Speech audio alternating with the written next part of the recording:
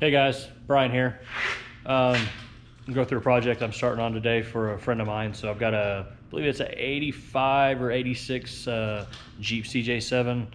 Not real accustomed to Jeeps, so more into low riders and fast cars. But anyways, friend of mine is having some drive shaft issues. I think I got that lined up, but still run into some issues with the engine shaking. So found out that the motor mounts were jacked up. Whoever done the 4-3 swap on this thing went cheap on motor mounts, so we're gonna pull the motor out, ordered some new mounts, planning on fixing those, walk you through some of the stuff that I'm gonna be doing. Mind you, this is my first time messing with the Jeep, so also gonna be removing the AC off of this Jeep. Customer doesn't want it. Some of it's taking up some room, so we're going to get rid of some of that stuff, see if we can clean some stuff up on this swap of someone else's. So anyways, I'll walk you through some of this stuff. Guys got any questions, let me know. As you can see, I believe this is CJ7. Previous owner done a 4-3 swap on it. It looks like it's got probably a 700 R4 in it. I don't know, hadn't looked too close, but it looks like a 700 R4 in as far as transmission is concerned. Could be something else, I don't know yet. I'll see when I dig into it a little more. But anyways, tires are too big on it. We've got some stuff that owner's going to address later, but I'll show you what I've done to it, which isn't much. But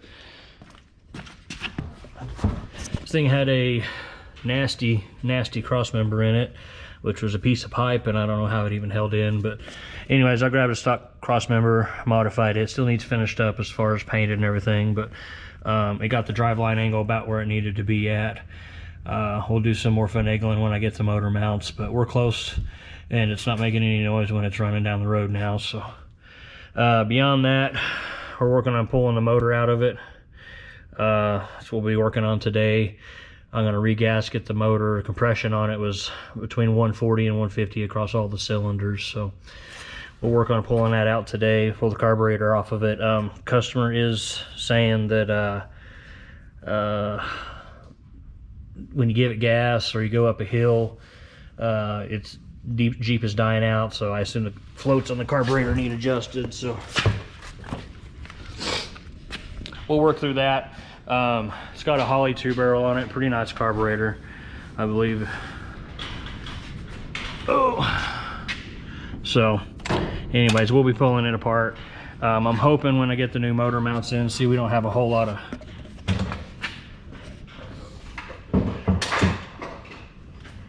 right now, we don't have a whole lot of firewall clearance when it comes to the distributor, so hoping the new motor mounts will allow me to scoot it up. If not, may see about switching it over to a newer style distributor with a instead of the HEI. So some of the newer 4.3s and V8s had the I say newer, but in the 80s and 90s had the smaller distributor on them, so we may go that route. But anyways, that's what she looks like right now. We'll start working on getting it fixed. Make sure before you get started on anything, especially pulling a motor, make sure to disconnect the battery. Most GM stuff is 8mm or 5/16. Make sure I don't touch anything against your positive wire. Oh.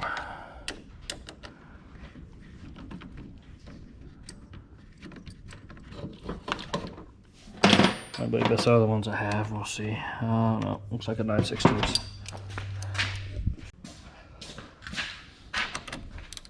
Make sure when you're disconnecting the positive wire, don't touch it up against anything. You can run a battery, and on a new computer or newer vehicle, you can run the computer on them. So let's tuck that thing out of the way. Go ahead and pull the battery on this. Before we put the battery back in, or after we get the battery put back in, we'll see about either drilling that out or putting some kind of holding system down so the battery doesn't move around.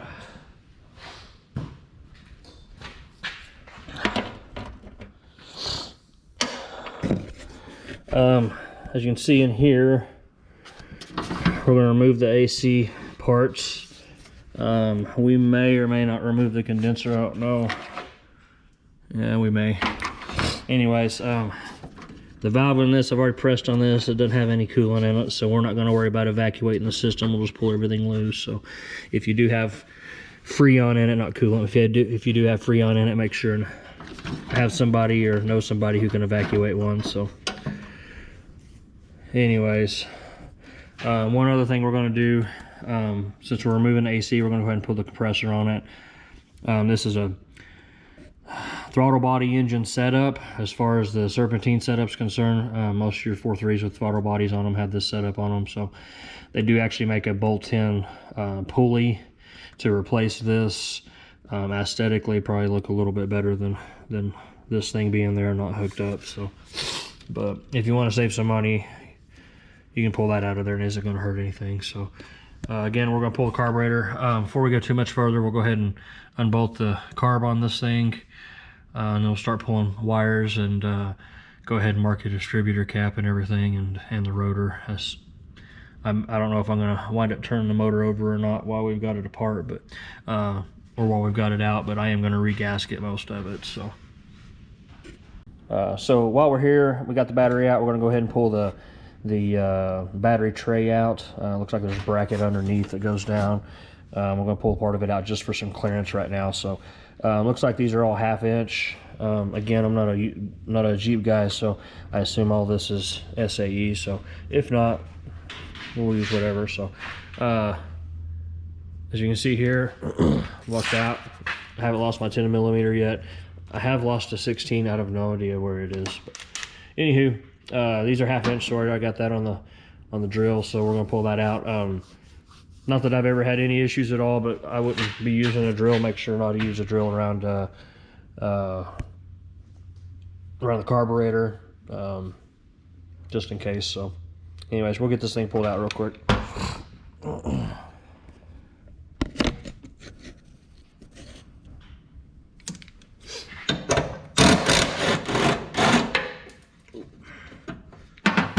Looks like that had a nut on the bottom of it.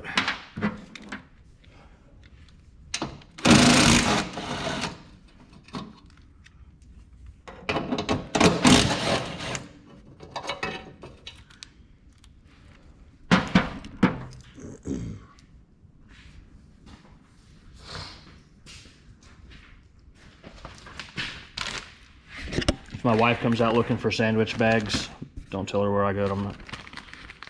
I try to get all my bolts put away. Most of the time I'll separate them while I'm working with them. This is typical small block Chevy stuff, so I have an idea where everything goes back, so I'm not going to worry about separating everything except for the engine stuff. So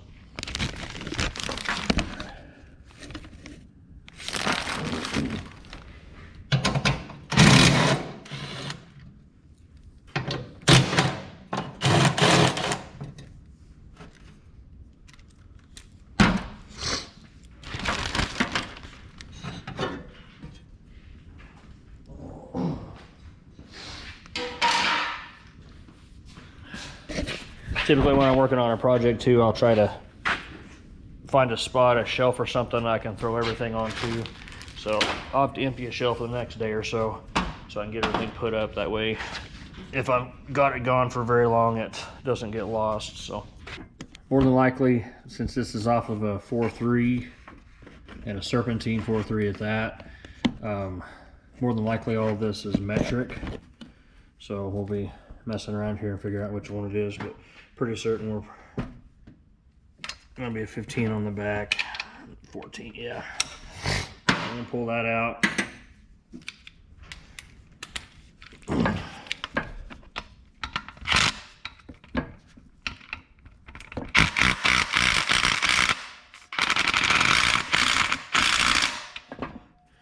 Well, I don't even know if I need a ratchet or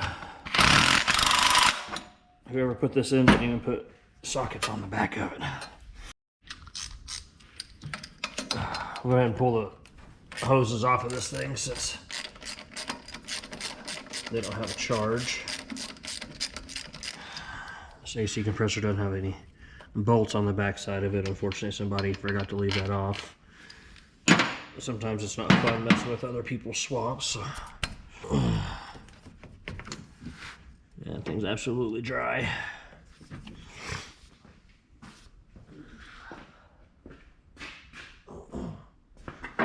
Sometimes these compressors are a little bit of a pain to get out, but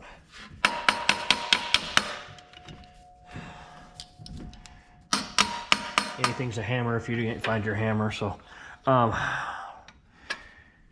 here's something too on these, if you've ever installed or not installed one of these compressors. So this bolt has a flat side on one side of it. What that's made for, you see here, this other one should have it as well. You might not be able to see it as well, but anyways, what that is to make sure you get it turned the right way to help clear this thing. So we may have to do some finagling here with the pry bar. There we go. There's one.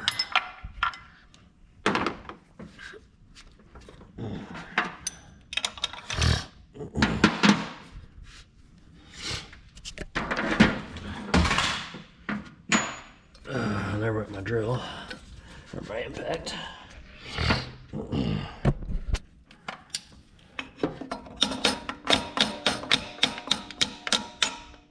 There we go.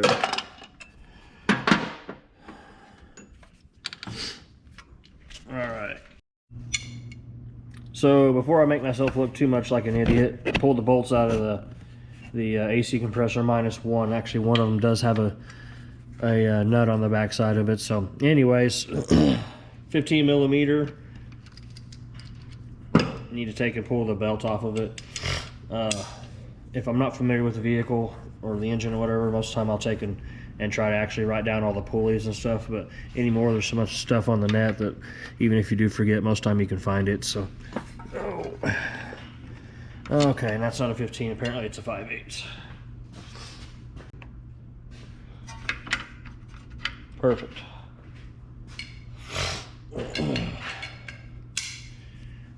Make sure if you've got anything in the way, give yourself a little extra room when you're trying to tilt on this. So anyways, we need to take this thing off of here. So before I look like an idiot and try to pull this thing off with the belt still attached to it. So,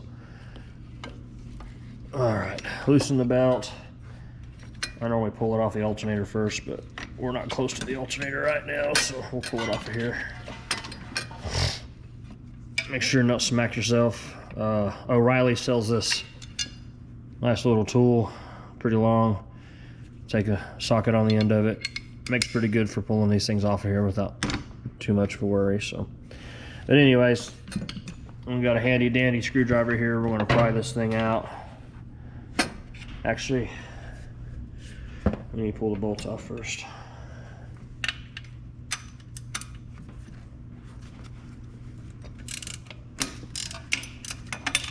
There's 3 nuts and bolts on this. This one only had 3 bolts and 1 nut, but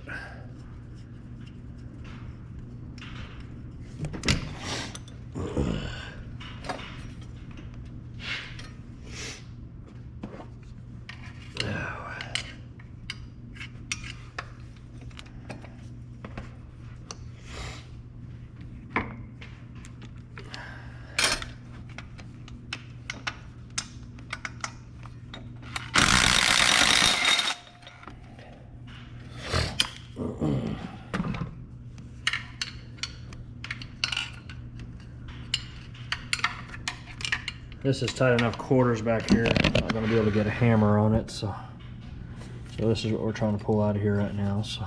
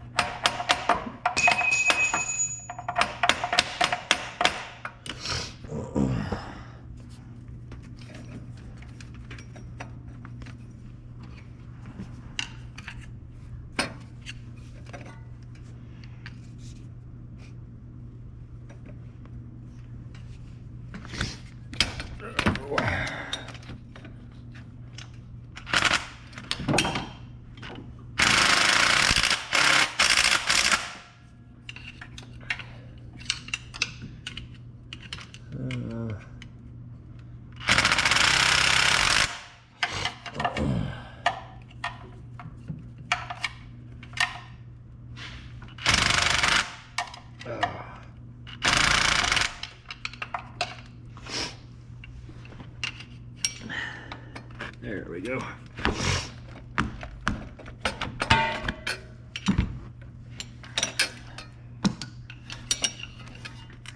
This one again is going to have a flat spot on it. Since we've moved the compressor, we may have to move this thing around a little bit. There we go, get it slid out. But if you look here, yeah, you'll see that flat spot. The rest of it's all round and everything, but this one's flat, so that way to make it past the edge of this. So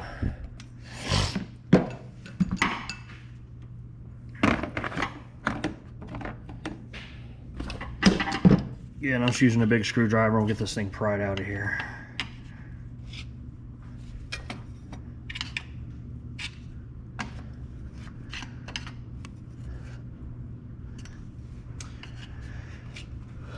Guess I should mention,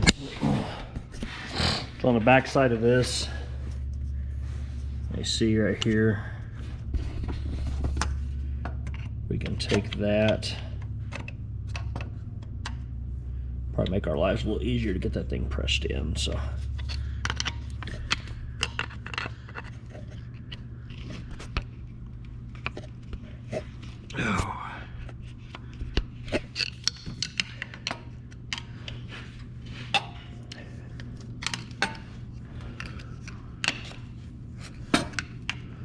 we got the same thing here.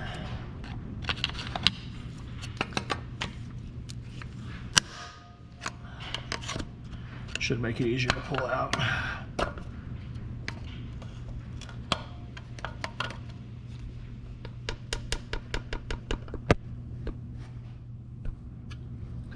There we go. See if I pull this out by hand now. There we go.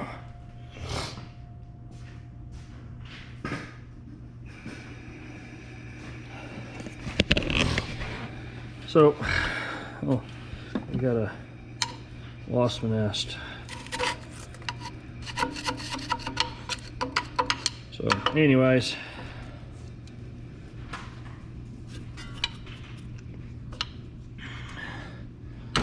get that out of there.